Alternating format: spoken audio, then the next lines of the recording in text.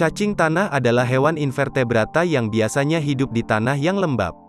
Tapi pernahkah Anda melihat cacing tanah dalam jumlah yang banyak menempel di dinding rumah?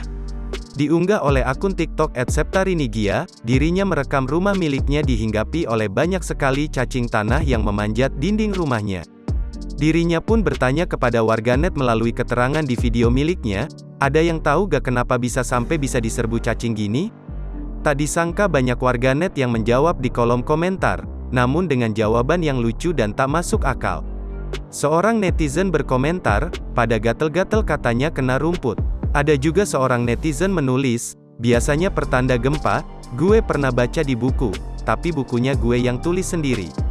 Namun ada juga netizen yang menjawab berbeda, "Otak bisnis gue ketar-ketir." Hingga saat ini, video tersebut sudah ditonton lebih dari 3 juta kali dan disukai puluhan ribu netizen. Namun kebanyakan dari mereka tetap memberikan komentar-komentar yang lucu dan menarik.